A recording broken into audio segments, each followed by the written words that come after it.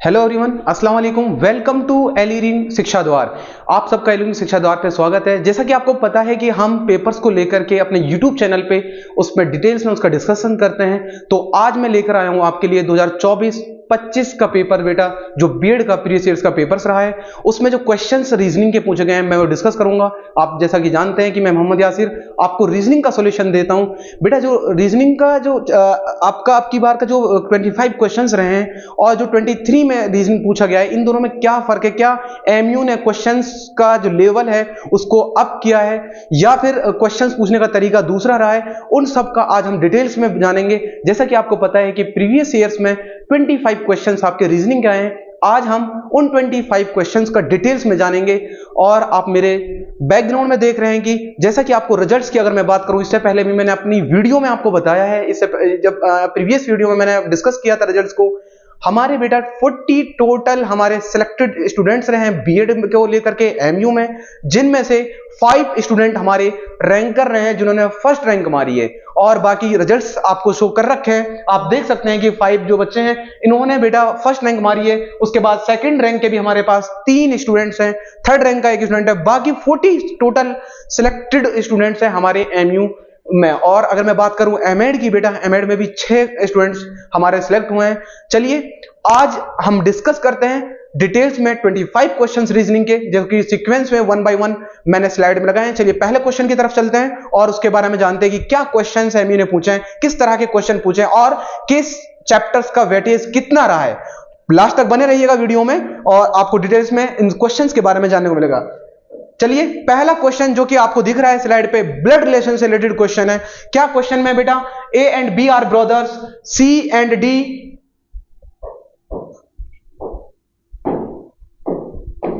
A and B are brothers, C and D are sisters, A's son is D's brother, how is B related to C? ये इसमें question पूछा गया। जैसे कि आपको पता है कि मैंने आपको पहले भी पढ़ा है ब्लड रिलेशन को लेकर के, हम ब्लड रिलेशन का कोई भी क्वेश्चन सॉल्यूशन जब देते हैं तो हम खुद को वहां पे रखते हैं, तो इजी हो जाता है, उसमें कंफ्यूजन नहीं रहता है। तो चलिए ब्लड रिलेशन का जो ट्री है उसके थ्रू हम इस क्वेश्चन का सॉल्यूशन देते हैं। क्या उसने कहा है? A and B are brothers.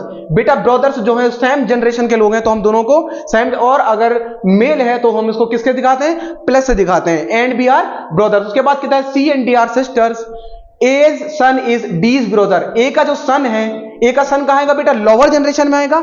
A का सन किसका ब्रदर है? D का ब्रदर है। A का सन D का ब्रदर है। उससे पहले की इंफॉर्मेशन और छोड़ी हमने यहां पे, C and D are sister. C और D क्या है बेटा? सिस्टर्स हैं। सिस्टर को मैंने किससे दिखाया? माइनस से दिखाया, क्योंकि वो फीमेल है। क्वेश्चन क्या पूछा था? How is B related to C? B और C का क्या रिलेशन है? बेटा आपको पता है A इनके पेरेंट्स हो गया, A इनके फादर हैं, किसके? D के और C के, लेकिन B जो है वो A का ब्रदर है। तो बेटा B C का क्या होगा? क्या होगा B C का? अंकल। क्या होगा बेटा? अंकल। फादर के ब्रदर क्या लगते हैं हमारे? अंकल। तो ऑप्शन जो डी है वो इसका बेटा राइट आंसर हो जाएगा। ठीक है, समझ आ गया होगा आपको। कुछ नहीं करना, जनरेशन को देखना है, किस जनरेशन में कौन सा रिलेशन आता है, उसी जनरेशन में उसको लेके चलना है। मेल और फीमेल को बेटा प्लस और माइनस से हम डिनोट करेंगे। ठीक है, उसमें आपका कोई भी कंफ्यूजन नहीं रहेगा। चलिए चलते हैं नेक्स्ट क्वेश्चन की तरफ। क्वेश्चन नंबर 2 आपका दिया हुआ है, Ayaan cut a cake into 2 half and cuts 1 half into smaller piece of equal size, each of the small piece is the 20 grams in weight. If he has 7 piece of cake in with him, how heavy was the original cake? Original cake का क्या पूछा है कि wait कितना होगा? चलिए कितने piece की बात करिए बेटा? तो बेटा कितने पीस में? 20 पीस की उसने बात करी है। चलिए इसका सॉल्यूशन कर लेते हैं। सबसे पहले बात, कितने आप मान लीजिए x मान लीजिए, ठीक है, उसको कितना मान लिया? x आपने मान लिया। अगर बेटा वो 20 पीस की बात कर रहा है, ठीक है, कितने? 2 हाफ में, ठीक है, ये हो गया बेटा 2 हाफ। ठीक है, 2 हाफ में उसको उसने कन्वर्ट करा कितने पीस को लेकर के? 20 पीस की वो बात कर रहा था। ठीक है, 20 और उसका कितना? The small piece is 20 grams. Small piece का कितना बता रहे हैं? 20 ग्राम्स का बता रहे हैं। 20 इंटू कितना बेटा? Of with him how many house? 7 piece है, ये टोटल आपका हो गया।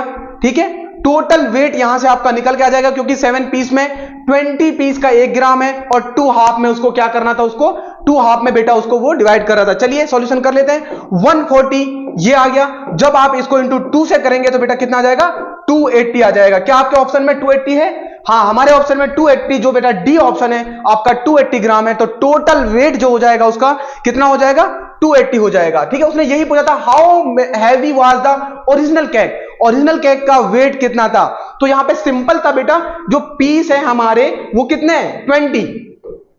टोटल पीस कितने हैं? 20। और वो क्या कह रहा है कि उसने कहा है कि if he has 7 piece of cake in all with him, कितना पीस? 7 पीस। तो मैंने क्या करा? 20 को 7 से अब 2 हाफ में इसको उसने डिवाइड किया था। तो सॉल्यूशन हमारा बिल्कुल इजीली आ गया 280 ग्राम्स। ठीक है, उसके बाद बेटा क्या कहता है वो?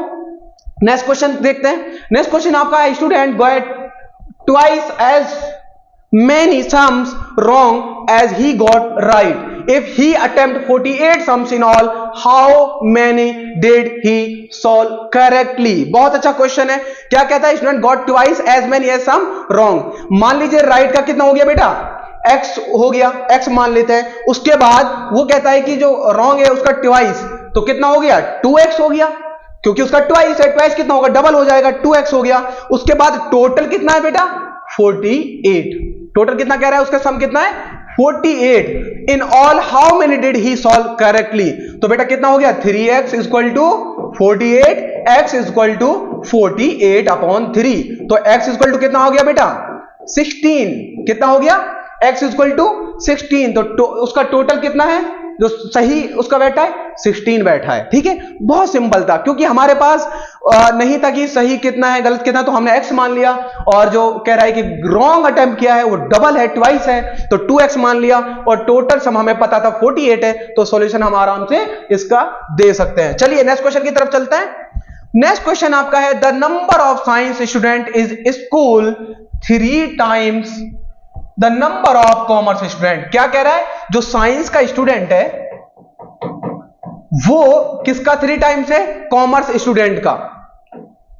कॉमर्स अगर ये 3 टाइम्स है, इसका मतलब रेशो कितना हो रहा है बेटा? 3:1 of which one of the following number can not be represent the total number of the student in the class. अब वो कह रहा है कि कितना नंबर, कौन सा ऐसा नंबर है इनमें से जो नहीं रिप्रेजेंट करता है टोटल नंबर ऑफ क्लास। देखिए बेटा 3:1 है, इसका मतलब कितना होता है? 4। तो ये टोटल मतलब 4 का मल्टीपल ऑफ 4 होना चाहिए। टोटल नंबर कितना होना चाहिए? Multiple of 4। अब इसमें जो भी नंबर आपका मल्टीपल ऑफ 4 नहीं है वो can not be represent the total number of student, वो आपका total number of student represent नहीं करेगा।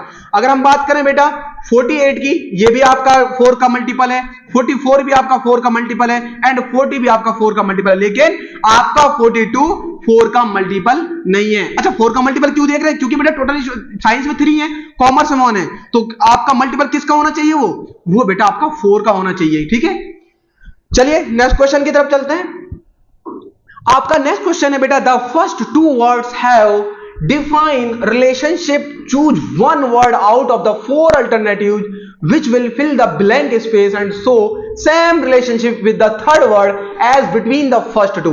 क्या कह रहा है? जो आपके पहले 2 वर्ड हैं, जैसे कहता है कि अमारंथस is to the weed as Bordeaux is to, तो इसका सेम मीनिंग जो निकले वो आपको बताना था। देखिए बेटा इसमें क्या करना है, इसका मीनिंग क्या होता है?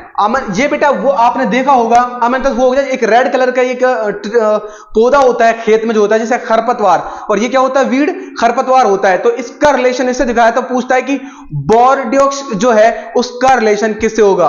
बेटा फंगिसाइड होता है। ये क्या होता है? ये बेटा एक तरह का आपका, अगर बोर्डेक्स की बात करें, आपका क्या होता है बोर्डेक्स बेटा? ये आपका शराब में यूज होता है ना, तो उसमें किसका रिलेशन होगा? फंगिसाइड, फंगिसाइड यूज किया जाता है। ठीक है, सेम रिलेशन इसका फंगिसाइड से होगा। नेक्स्ट जो है choose the direct analogy for the following ecology. आपको एनालॉजी लगाना क्या? Ecology is related to environment, बिल्कुल सही है। जो एनवायरमेंट की स्टडी है वो किसमें की जाती है बेटा? इकोलॉजी।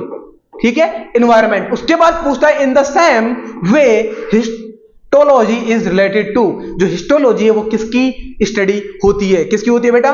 टिश्यूज। बच्चों ने गलत किया इस क्वेश्चन को, हिस्टोलॉजी देखने के बाद हिस्ट्री पे क्लिक लगा के आए, नहीं, रॉन्ग हो जाएगा। तो बेटा टिश्यूज का किस में आता है? आपका टिश्यूज का बेटा आपका स्टडी जो होती है वो हिस्टोलॉजी में होती है ना। हिस्टोलॉजी किसकी स्टडी है? टिश्यूज की। ठीक है, इसका जो राइट आंसर रहने वाला है वो क्या है? सी, टिश्यूज रहेगा। ठीक है बेटा, चलिए नेक्स्ट क्वेश्चन की तरफ चलते हैं। Question number 7, out of the 4 given alternatives choose the most appropriate description about these words. Delhi, Agra. क्या दिया बेटा? दिल्ली, आगरा, मथुरा। अब मथुरा के बारे में बताना, they have been capitals of the country. इनके तीनों के बारे में, they have been capitals of the country, नहीं।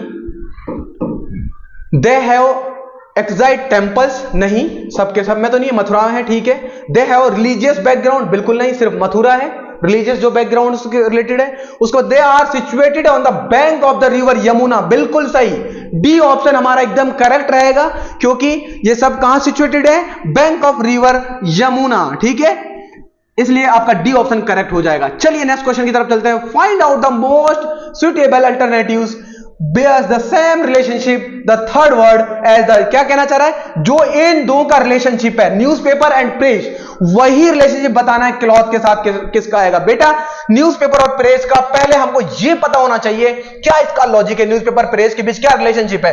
अगर हम ये रिलेशनशिप फाइंड आउट कर लेते हैं तो हम आराम से आंसर बता सकते हैं क्लॉथ का। तो न्यूज़पेपर और प्रेस का जो रिलेशनशिप है वो क्या है बेटा? Newspaper is the manufacturing in press, press के अंदर इसका मैन्युफैक्चरिंग किया जाता है। तो बेटा क्लॉथ का कहां किया जाता है? टेक्सटाइल, टेलर मैन्युफैक्चरिंग नहीं कराता, वो बनाता है। टेक्सटाइल यूज किया जाता है, उसके लिए फाइबर यूज किया जाता है, लेकिन इसका मैन्युफैक्चरिंग कहां होती है? मील में होती है। तो option D is the correct answer. ठीक है बेटा, क्यों हम कुछ नहीं, हमें क्या करना है, जो भी एनालॉजी का क्वेश्चन है बेटा उसमें जो गिवन इंफॉर्मेशन होती है उसका हमको लॉजिक फाइंड आउट करना है, वही लॉजिक हम अप्लाई कर देंगे जो क्वेश्चन हमसे पूछा गया है। चलिए नेक्स्ट क्वेश्चन की तरफ चलते हैं। Out of the 4 words given 3 are alike in the same manner and 4th is a different, choose the odd one. आपको 4 लेटर्स यहां पे दिए हुए हैं, इनमें से आपको एक ऑड आउट करना है, क्लासिफाई करना है। ठीक है, इन वर्ड्स को क्लासिफाई करना, मलेरिया और बेटा प्लेग्यू, डेंगू एंड टेटनस। तो बताइए बेटा इसमें से कौन सा आपका क्या होगा? आपका एक अलग होगा। देखिए बेटा ये जितने भी मलेरिया हो गया, प्लेग हो गया या फिर डेंगू हो गया, ये सब के सब वो हैं बेटा जो किसी ना किसी चीज से एक दूसरे में फैलते हैं। ठीक है, ऑल ऑफ द गिवन, अगर बस आपका टेटनस को छोड़ करके, जो टेटनस है वो कैसे होता है? किसी भी लोहे के मतलब पुरानी लोहे का लगने चोट से होता है ना, लेकिन ये फैलता नहीं है। ये क्या होता है बेटा? ट्रांसमिटेड होते हैं। ये तीनों के तीनों क्या होते हैं? ट्रांसमिटेड होते हैं। ठीक है, ये तीनों आपका मलेरिया हुआ या प्लेग हुआ या फिर डेंगू हुआ है, ट्रांसमिटेड होते हैं किससे? बाई आइदर इंसेक्ट और बाई आइदर इंसेक्ट, या तो किसी ना किसी इंसेक्ट से या फिर किसी मॉस्क्यूटो से, है ना, मच्छर से। जैसे आपका मलेरिया किससे होता है? डेंगू किससे होता है बेटा? मॉस्क्यूटो से काटने। ये आपके ट्रांसमिटेड होता है, लेकिन टेटनस जो है वो ट्रांसमिटेड नहीं होता, किसी के काटने से, किसी के एक दूसरे के छूने से नहीं होता। ये कैसे होता है बेटा? चोट से होता है, जब आपके लोहे से किसी चीज से, नुकीली चीज से चोट होता है। तो आपका डी जो है वो ऑड आउट हो जाएगा। क्यों? क्योंकि ये तीनों के तीनों सेम क्लास से बिलोंग करते हैं, है ना, सेम लॉजिक पे डिपेंड करते हैं। वो लॉजिक क्या है ये मैंने आपको बता दिया, ट्रांसमिटेड। चलिए नेक्स्ट क्वेश्चन की तरफ चलते हैं। Choose word from the given alternatives that is the similar to given words.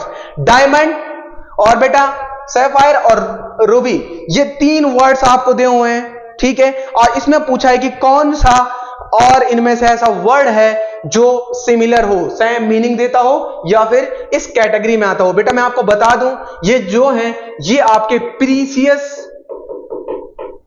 Precious stone के अंदर आते हैं, महंगे धातु जिनको हम कह सकते हैं, ये प्रीसियस स्टोन के अंदर आते हैं। लेकिन गोल्ड, सिल्वर एंड ब्रॉन्ज ये नहीं आते। तो आपका जो इमरल्ड है ये बेटा ये भी इसी कैटेगरी में आता है। जो ऑप्शन सी है वो हमारा राइट आंसर रहने वाला है। प्रीसियस स्टोन के अंदर ये सारी चीजें आती हैं। ठीक है, ठीक है बेटा, ये सब प्रीसियस स्टोन्स के अंदर आते हैं। चलिए नेक्स्ट क्वेश्चन की तरफ चलते हैं। Choose a word from a given alternatives that is similar to the given words belong to the same group. Calf, kid, pup, ये वर्ड दे रखे, इनमें से अब एक और कौन है बेटा जो इनके साथ आएगा? आपको पता होना चाहिए, चाहे काफ हो चाहे किड हो, ये क्या है बेटा? All of these are young young one of animals, क्या है बेटा? All of these words young one of animal, ये सारे के सारे एनिमल्स के यंग वन को कहा जाता है। तो बेटा इन्फेंट यंग वन का नहीं होता, ये तो खुद यंग एनिमल, ये भी नहीं हो सकता। तो बेटा जो लार्वा है वो भी यंग वन एनिमल्स के लेकर के आता है, ठीक है। तो इसका राइट आंसर जो रहना होगा वो सी होगा, यंग वन इसका लॉजिक था, ठीक है। उसके बाद क्वेश्चन आता है, choose the option which has same relationship as given pair, rain drizzle.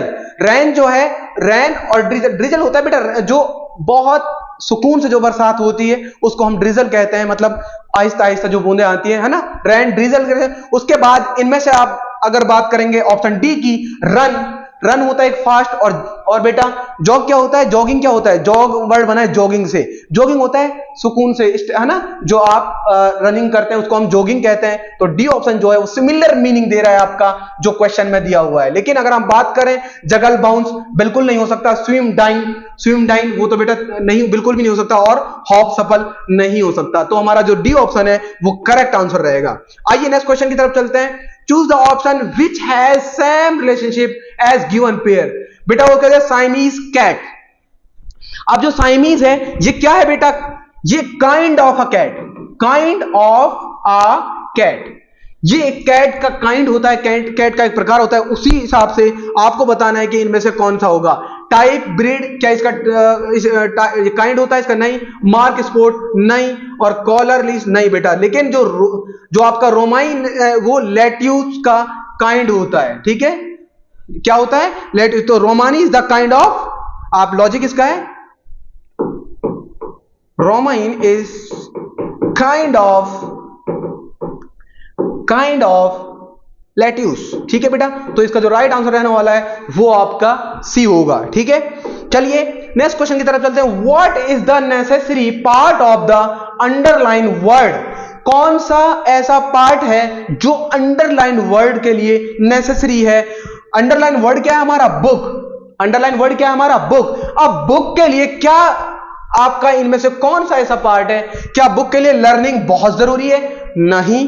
क्या बुक के लिए पिक्चर्स उसमें होना बहुत जरूरी है, बिना पिक्चर्स के भी बुक्स हमने देखी है, बिल्कुल नहीं होती। क्या बुक के लिए फिक्शन, फिक्शन क्या होता है, नॉट रियल, रियलिटी से जिसका कुछ नहीं है, फिक्शन, क्या ये जरूर नहीं। लेकिन बिना पेज के बेटा बुक पॉसिबल नहीं है, पेज होना कंपलसरी है बुक के लिए। तो ऑप्शन बी जो है आपका वो राइट आंसर हो जाएगा। चलिए नेक्स्ट क्वेश्चन की तरफ चलते हैं। नेक्स्ट क्वेश्चन है हमारा, व्हाट कम्स नेक्स्ट। बेटा यहां पे दे रखा है ZA5 Y4B XC6 WCD। पहले बात हम बात करते हैं बेटा, ये लेटर्स जो दे रखे हैं Z Y X W। बेटा आपको देख रखा है रिवर्स ऑर्डर में आपके कंटिन्यू वर्ड दे रखे हैं। इसके बाद क्या आना चाहिए, V आना चाहिए। अगर बेटा V आना चाहिए, पहला ऑप्शन आपका कैंसिल आउट होता है। उसके बाद क्या दे रखा है बेटा, ABCD। ये आपके बेटा क्या दे रखा है, A to Z जो लेफ्ट ऑर्डर होता है अल्फाबेट का वो दे रखा है। तो D के बाद क्या आना चाहिए, लास्ट लेटर हमारा E आना चाहिए। क्या इनमें लास्ट लेटर सब में E है बेटा, लास्ट लेटर E सब में दे रखा V। लेकिन अब बात आती है यहां पे 5 4 6 3, पहले लास्ट में, फिर मिडल, लास्ट एंड मिडल। तो इसके बाद किस में आना चाहिए, लास्ट में आना चाहिए। तो आपका ऑप्शन बी भी कैंसिल आउट होता है, ठीक है। अब ये हमें निकालना है कि 5 4 6 3 ये कैसे आया नंबरिंग। उसके लिए सुनिए बेटा, ZA और क्या है बेटा 5, यहां पे क्या है इसके साथ YB। आप देख रहे हैं Z के साथ Y -1, A के साथ B कितना बेटा +1, ठीक है। लेकिन 5 के बाद क्या आया 4 -1, ठीक है। उसके बाद आता है आपका XC6, यही है ना बेटा XC6। यहां पे क्या है YX -1, B का C आया बेटा +1। यहां पे -1 +1 का लॉजिक चल रहा है। और उधर क्या हो गया बेटा प्लस, इधर क्या हो गया, यहां पे आपका -1 था और यहां पे हो गया +2, है ना। उसके बाद थर्ड वन लीजिए, आपका क्या है WD एंड 3, तो -3 पाया। तो बेटा यहां पे क्या है, ये प्लस है, यहां पे माइनस, कितना डिफरेंस है 6 और 3 में 3 का डिफरेंस है, 1 का 2 का, यहां पे आया 3 का। लेकिन 3 का कौन सा माइनस। अब हमें अगला नंबर कितना आता है, प्लस का आना था। और यहां पे 1 2 3 हो गया, यहां पे क्या होगा +4 जब आप इसमें करेंगे 3 में तो कितना आएगा 7। तो बेटा 7 का कौन सा ऑप्शन है, डी। तो हमारा राइट आंसर हो जाएगा VE7, तो डी ऑप्शन हमारा राइट आंसर हो जाएगा। आपको क्वेश्चन कुछ तो आपको ऑप्शन ऐसे कैंसिल आउट हो जाते हैं, आप थोड़ा सा ध्यान देंगे बिना कैलकुलेशन के कैंसिल आउट हो जाएंगे। उसके बाद आपको 2 ऑप्शन बचते हैं, उसमें से आप फाइंड आउट कर ही लेंगे, लॉजिक आपको पता है। चलिए ये बेटा आपको मैं बता दूं, हमारा 2.0 बैच, हम ऑनलाइन जो बैच है, लाइव क्लासेस जो हैं वो अनाउंस हो कर रहे हैं। वो कब से आपका स्टार्ट हो रहा है बेटा? 18 से वो बैच स्टार्ट हो रहा है। उसके लिए एक ऑफर है आपका, 14 नवंबर से पहले जो बच्चा उस बैच को लेगा उसके लिए 500 ऑफ। बैच की जो फी है वो बेटा 5000 है। अगर आप 14 से पहले उसको लेते हैं तो 500 का ऑफ रहेगा, 4500 में आपको बैच मिल जाएगा। चिल्ड्रंस डे का ऑफर ये आप कह सकते हैं, आपके लिए ऑफर दिया जा रहा है। तो जल्दी से हरी आप अपना रजिस्ट्रेशन कराइए सेकंड बैच में 2.0, और वो बहुत जल्द लाइव हम स्टार्ट करने वाले हैं। 14 से 18 के बीच वो बैच आपका स्टार्ट हो जाएगा। ठीक है, तो हरी आप आइए और ज्वाइन करिए हमारा 2.0 जो दूसरा बैच हम अनाउंस करने जा रहे हैं, लाइव का बीएड एमयू। ठीक है बेटा, उसकी फी मैंने बता दी है, कितनी फी रहने वाली है? 5000 रहने वाली। लेकिन आप अगर 14 से पहले रजिस्ट्रेशन कराते हैं, 14 से पहले आप बैच खरीदते हैं, तो आपके 500 का ऑफ होगा। ठीक है, चलिए नेक्स्ट क्वेश्चन की तरफ चलते हैं। नेक्स्ट क्वेश्चन में बेटा आपको 2 स्टेटमेंट दिए हुए हैं। क्या स्टेटमेंट है? The employees of the biggest bank in the country have given a indefinite strike call starting from 3rd of next month. Okay, second है the employees of the central government have withdraw their week long demonstrations. अब इनमें से आपको बताना है statement में क्या पूछा है। Statement 1 is the cause and statement 2 is the effect. बिल्कुल नहीं, दोनों के दोनों अलग हैं statement. Statement 1 second is the cause and statement नहीं, बिल्कुल नहीं। उसके बाद both the statement 1 and second independent clause नहीं है बेटा। उसके बाद both the statement 1 and second effects independent clause. बिल्कुल सही, डी ऑप्शन। जो स्टेटमेंट 1 है और सेकंड है वो इफेक्ट्स कर रहे हैं किस पे? इंडिपेंडेंट क्लॉज पे। ठीक है, कि वो डिपेंड नहीं है किसी पर भी। आइए नेक्स्ट क्वेश्चन, क्वेश्चन नंबर 17 आपको दिया हुआ है। वो क्या है बेटा? L इंटू एम, उसको दिया है 12 इंटू 13। L का नंबर कितना होता है बेटा? 12। M का कितना होता है? 13। उसके बाद दिया U इंटू डब्ल्यू, हमें फाइंड आउट करना है U इंटू डब्ल्यू। ठीक है, आपको अब U का नंबर पता, अब जैसे आपको U का नंबर नहीं याद है तो बेटा मैं अपनी क्लास में अक्सर बताते रहता हूं इजोटी, जो कि आपको पता है T का नंबर कितना होता है? 20। तो T के बाद क्या आता है बेटा? U आता है। तो T के बाद अगर U आता है, U का नंबर कितना हुआ? 21।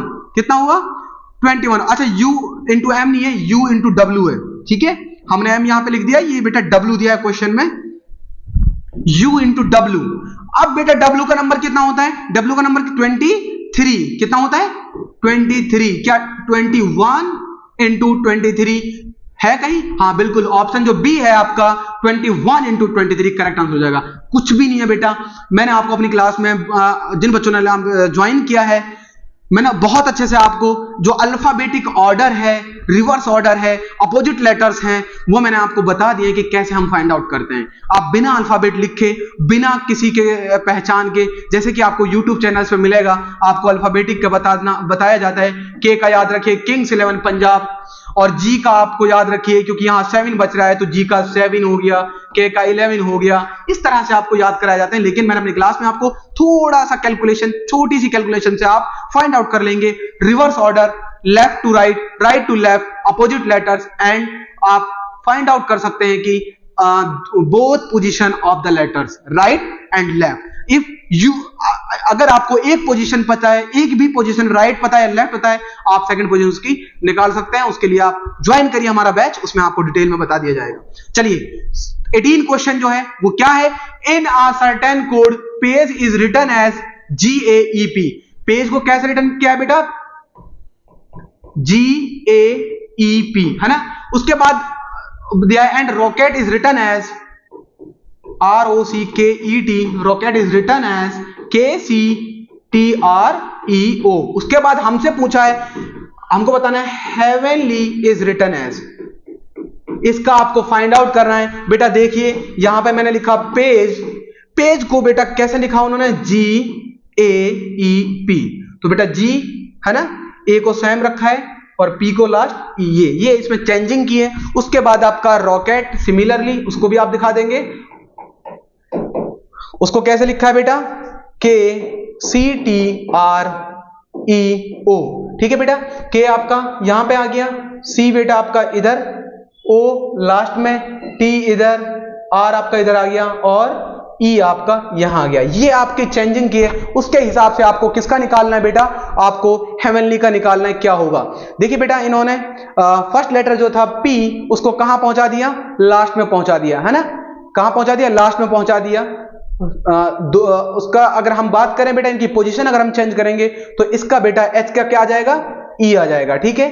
और ई का क्या आ जाएगा, वी आ जाएगा, ए का बेटा वाई आ जाएगा, यू का एच आ जाएगा, ई का बेटा आपका एन आ जाएगा और एन का ए, एल का एल रहेगा, सिमिलर रहेगा, कोई चेंजिंग नहीं होगी उसमें। उसके बाद वाई का ई आ जाएगा। तो डी ऑप्शन जो है वो आपका राइट आंसर हो जाएगा, ठीक है। E V Y H N A L E, ये आपका राइट आंसर हो जाएगा कोडिंग का। जो यहाँ पे लॉजिक बेटा अप्लाई किया है वही आप अप्लाई कर देंगे अपने क्वेश्चन पे, तो आपका आंसर फाइंड आउट हो जाएगा। चलिए नेक्स्ट क्वेश्चन की तरफ चलते हैं।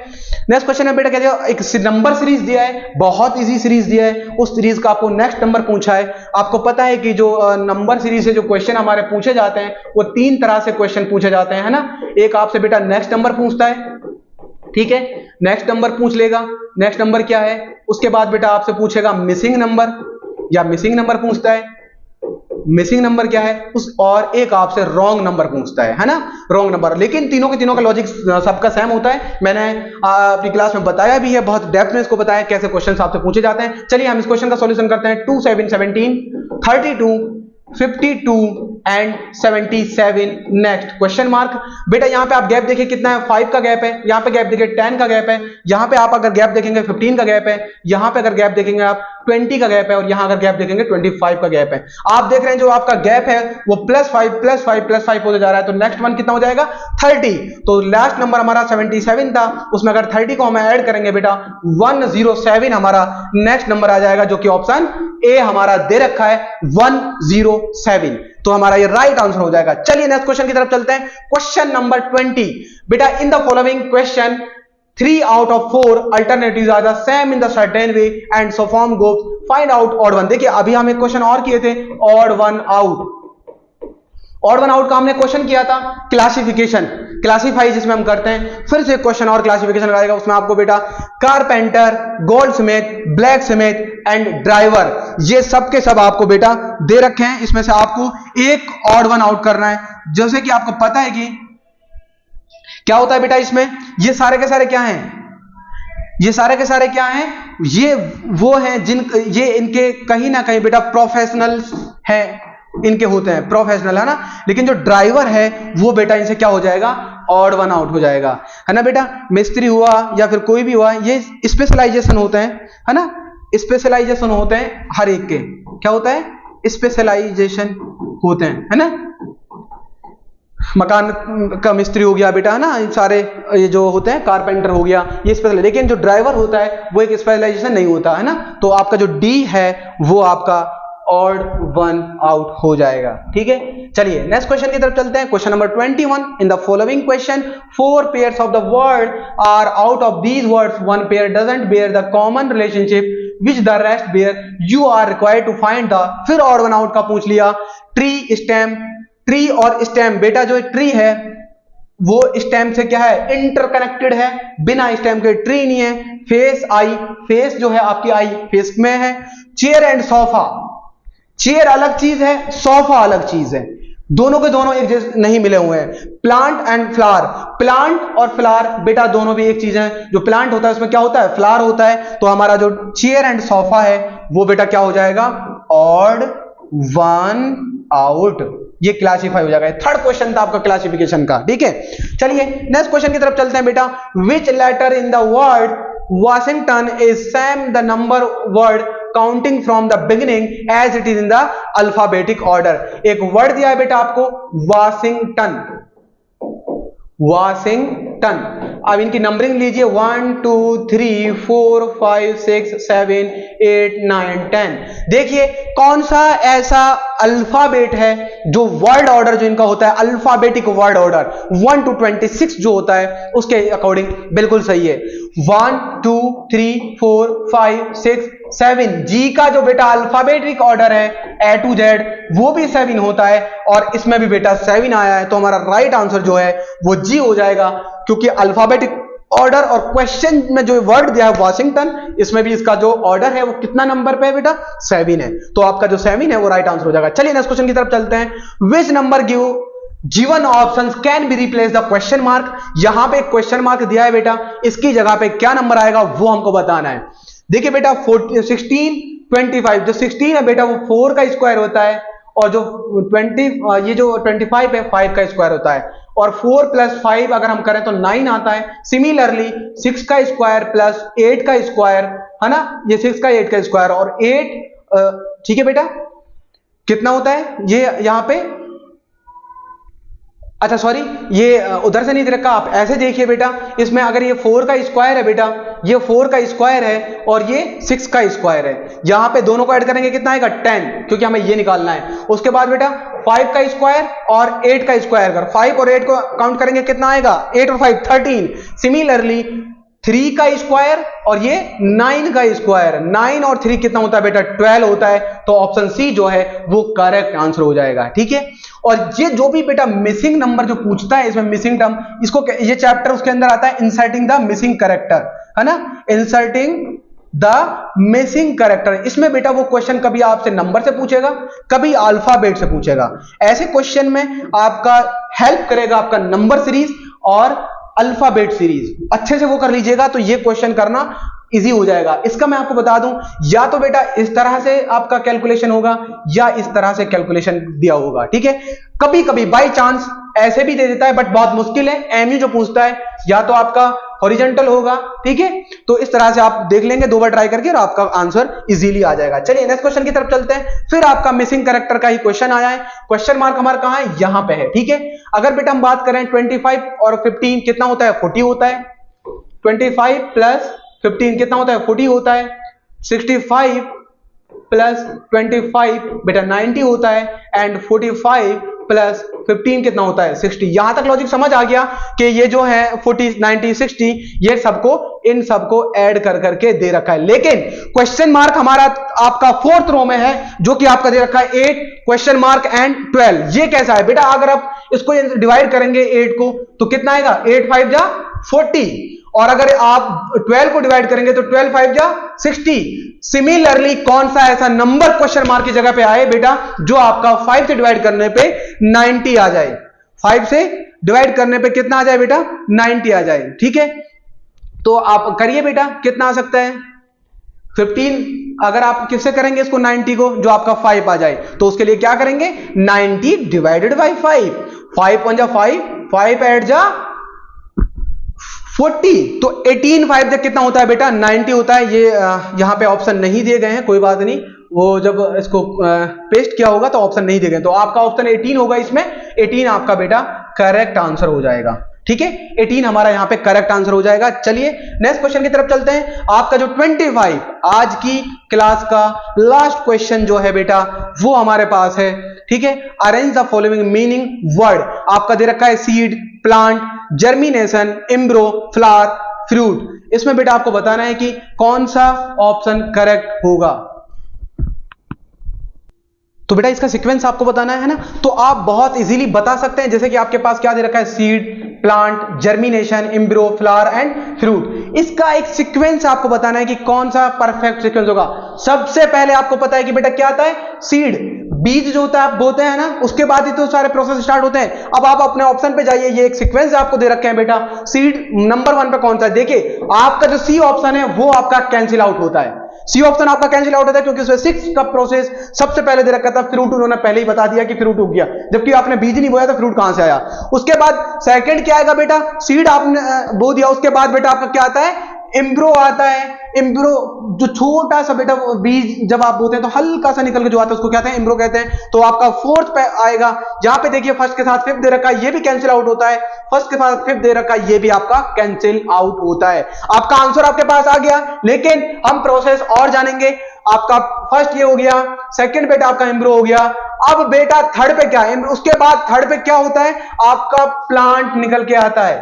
प्लांट निकल के आता है, जब प्लांट आपका निकल जाता है बेटा उसके बाद क्या होता है बेटा, प्लांट जैसे निकल गया उस आपका जर्मिनेशन होता है, नहीं प्लांट से पहले आपका क्या होगा बेटा, जर्मिनेशन होता है थर्ड पे, और उसके बाद प्लांट निकल के आता है। जब प्लांट आपका आ गया, ठीक है, उस तो आपका उसमें से फ्लावर निकल के आता है ना। फिफ्थ पे आपका उसके बाद फ्रूट आता है। पहले देखिए आपको पता है पहले फ्लावर आता है उसके बाद फ्रूट आता है, आपने देखा भी होगा, अगर आपके घर में प्लांट आपने बोए होंगे तो आपने देखा भी होगा, पहले फ्लावर आता है फिर फ्रूट आता है। ये इसका बेटा एक प्रोसेस था, तो आपका जो बी ऑप्शन है वो करेक्ट हो जाएगा। ठीक है, ये 25 क्वेश्चन है रीजनिंग के जो हमने बात करी। अब आपको पता होगा कि जिस तरह से क्वेश्चन अब की बार एमयू ने पूछे हैं, बहुत मैथमेटिकल पे बहुत कम गया है। मैथमेटिकल अगर मैं बात करूं, नंबर सीरीज से एक क्वेश्चन पूछा था या दो पूछे थे, लेकिन जैसे क्लॉक और कैलेंडर का जो बहुत इंपॉर्टेंट चैप्टर्स रहते थे उनसे एक भी क्वेश्चन एमयू ने नहीं पूछा है। सीटिंग अरेंजमेंट से एक भी क्वेश्चन एमयू ने नहीं पूछा है ना, जो कि बहुत इंपॉर्टेंट चैप्टर्स थे एमयू के रिगार्डिंग। अगर हम देखें बहुत उनसे क्वेश्चन पूछा जाता था, ना सीटिंग अरेंजमेंट से पूछे, ना क्लॉक एंड कैलेंडर से बेटा क्वेश्चन पूछे, है ना। तो इस तरह से एमयू चेंज कर रहा है, लेकिन आप एक बात याद रखना, आपको चेंजिंग नहीं करनी है। ऐसा नहीं करना है कि आप क्लॉक और कैलेंडर को स्किप कर दें, नहीं, आपको पढ़ना है। लेकिन हाँ, ऑब्जर्वेशन के लिए, आपको ऑब्जर्व करने के लिए कि क्या एमयू पूछ रहा है क्या नहीं पूछ रहा है, उसके लिए पेपर्स का सॉल्यूशन बहुत जरूरी है। और जैसा कि मैंने आपको बताया था बेटा, हम लोग अनाउंस कर चुके हैं बैच, जो कि आपका अपकमिंग 14 नवंबर तक ऑफर आपको दिया गया है 500 ऑफ का। तो जल्दी से ज्वाइन करिए और पाइए डिस्काउंट 500 का। 4500 में आप हमारा बैच पा सकते हैं। तो जितना जल्दी हो सके इतना जल्दी अपना रजिस्ट्रेशन कराइए और ज्वाइन कीजिए एल्यूरिंग शिक्षा द्वार। Thank you so much.